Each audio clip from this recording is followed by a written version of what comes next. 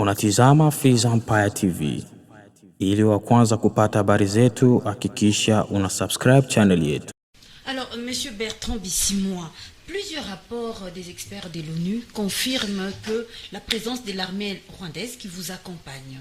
Alors, quels sont les accords que vous avez signés avec le Rwanda et qui va payer ce prix-là de cet accord que vous avez signé avec le Rwanda pour que l'armée rwandaise vous accompagne dans cette lutte? Moi, je vais vous poser aussi une question.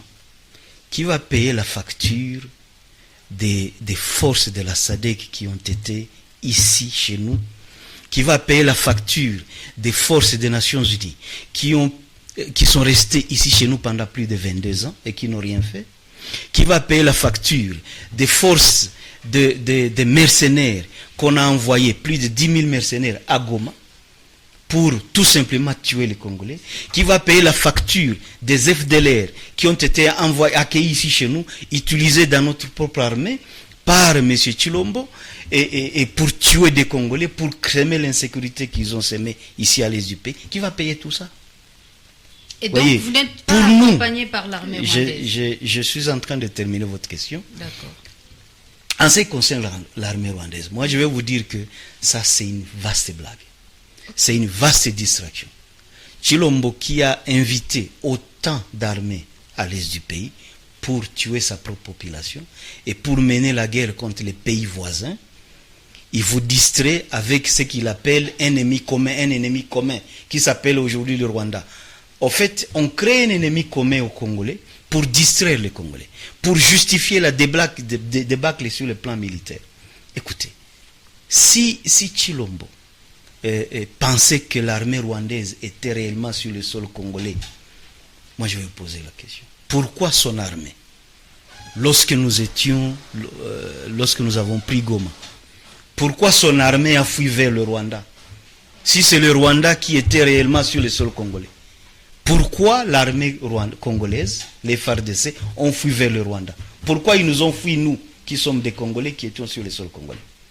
Pourquoi ils ont refusé de venir et faire la reddition chez nous, mais ils ont préféré aller faire la reddition au Rwanda? Ils sont là dans des camps au Rwanda où ils sont gardés. Peut-être c'est question de confiance. Hein. Justement, question de confiance. Je voulais vous entendre parler de ça. Ils ont confiance au Rwanda, mais ils n'ont pas confiance à l'armée congolaise qui est constituée par nous, qui sommes à Goma. Ils préfèrent aller au Rwanda. Ça signifie justement que ce n'est pas les Rwandais qui les combattent au Congo. Que c'est plutôt nous, les Congolais, qui les combattons, mais ils entretiennent un discours contre le Rwanda, mais qu'en réalité, ils se sentent mis au Rwanda, ils se sentent bien protégés par le Rwanda. Donc voilà la réponse qu'on peut donner par rapport à cette question. Il n'y a pas de forces rwandaises sur notre sol. Ce que nous faisons, c'est une révolution des Congolais. Okay. Et nous n'avons pas commencé aujourd'hui. Et nous avons commencé il y a bien longtemps, depuis 2006, nous sommes dans cette lutte pour pouvoir faire en sorte que la sécurité puisse revenir dans la partie est du pays. Et nous sommes suffisamment engagés là-dedans et nous allons faire en sorte que la sécurité puisse revenir. Tout ce que vous voyez ici, vous pouvez voir parmi nos soldats, il y a des Tutsis. On vous a montré à Kinshasa, on vous a dit que les Tutsis, ce ne sont pas des Congolais, que c'est des Rwandais. C'est tout à fait normal que quand vous voyez les Tutsis dans notre armée, vous dites que c'est des Rwandais. C'est comme ça que tout le monde a instrumentalisé cette question-là. Ils ont même mobilisé des jeunes Congolais dans ce qu'ils ont appelé des groupes armés, des groupes Ouazalendo, pour cibler les Tutsis parce qu'on les présentait comme le mal du pays, comme des étrangers. Or, ces Tutsis-là, la plupart de leurs familles viennent de faire 30 ans dans des camps de réfugiés. Et le gouvernement congolais a refusé de les rapatrier au pays parce que, on les présente comme des étrangers. Donc aujourd'hui, ces gens-là, si nous ne faisons pas la lutte que nous faisons, ils vont devenir des apatrides. Et aujourd'hui même, ce n'est plus la question seulement des Tutsis, on commence à parler même tous les Baswahili. On dit les Baswahili, ce ne sont pas des Congolais, eh bien des Baswahili doivent être chassés de nos terres. Écoutez, le Congo nous a trouvés sur nos terres. Lorsqu'on a créé le Congo en 1885, avec la conférence de Berlin, nous étions sur nos sols. Vous les Baswahili, vous étiez ici. Si le Congo ne veut plus de Baswahili, le Congo doit partir et nous laisser nos terres.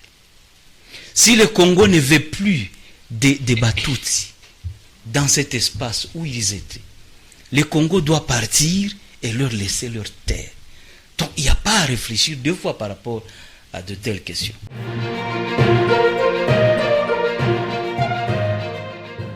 Anajulikana kama rais wa kisiasa wa kundi la M23. Msimwa 23 ni kundi la waasi ambalo lilianza tena harakati zake mashariki mwa Jamhuri ya Kidemokrasia ya Kongo DRC mwishoni mwa mwaka 2021 na kuendelea hadi sasa. Kundi hili linaongozwa na makamanda wa kijeshi na pia viongozi wa kisiasa kama Bisimwa ambao huwakilisha kundi hilo katika mawasiliano na umma na katika masuala ya kisiasa. Kuhusu kauli yake, kauli ya Bisimwa ina vipande viwili muhimu.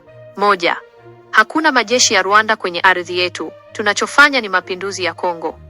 Hii ni kanusho la wazi la madai mengi yanayotolewa na serikali ya DRC, Umoja wa Mataifa na nchi zingine kwamba Rwanda inaunga mkono M23 kijeshi. Kwa muda mrefu, imekuwa ikidaiwa kwamba Rwanda inawasaidia waasi wa M23 kwa kuwapa silaha, mafunzo na hata wanajeshi. Bisimwa anajaribu kupinga madai haya na kuwasilisha harakati za M23 kama mapinduzi ya Kongo, akimaanisha kuwa ni harakati ya ndani ya Wakongo wenyewe, sio vita vinavyoendeshwa na nchi jirani. Ni muhimu kukumbuka kwamba madai ya kuwepo kwa majeshi ya Rwanda yamekuwa yakiripotiwa na vyanzo vingi vya kuaminika. Ripoti za Umoja wa Mataifa, mashirika ya kimataifa na hata serikali za nchi mbalimbali zimeonyesha ushahidi unaoashiria ushiriki wa Rwanda. Hata hivyo, Rwanda imekuwa ikikanusha madai haya mara kwa mara. 2. Kama Kongo haitaki Waswahili, lazima iondoke katika ardhi yao. Ikiwa DRC haitaki Watutsi, lazima iondoke katika ardhi yao. Hii ni kauli inayochochea hisia kali na inayoweza kuleta hatari kubwa. Inaonyesha mtazamo wenye ubaguzi na chuki dhidi ya makundi ya kikabila na lugha nchini DRC. Waswahili ni kundi kubwa la watu katika eneo la mashariki mwa DRC na kwingineko Afrika Mashariki. Lugha ya Kiswahili inatumika sana na ni lugha rasmi katika baadhi ya nchi za Afrika Mashariki. Kuwafukuza Waswahili kutoka Kongo ni jambo lisilowezekana na litakalosababisha machafuko makubwa. Watutsi ni kundi lingine la kikabila ambalo limekuwa likikabiliwa na ubaguzi na unyanyasaji katika DRC na kwingineko katika eneo la Maziwa Makuu. 23 inajulikana kuwa na wanachama wengi kutoka jamii ya Watutsi. Kauli hii inaweza kuwa jaribio la kuwatetea Watutsi na kulalamikia unyanyasaji wanaodai kuupata, lakini kwa njia inayochochea zaidi migawanyiko. Kauli hii ni hatari sana kwa sababu inatumia lugha ya uchochezi ambayo inaweza kusababisha ghasia za kikabila na mauaji. Inaweza kuwatia moyo watu wenye mitazamo ya ubaguzi na kuwafanya waanze kuwashambulia au kuwafukuza watu kutoka makwao kwa misingi ya lugha au kabila.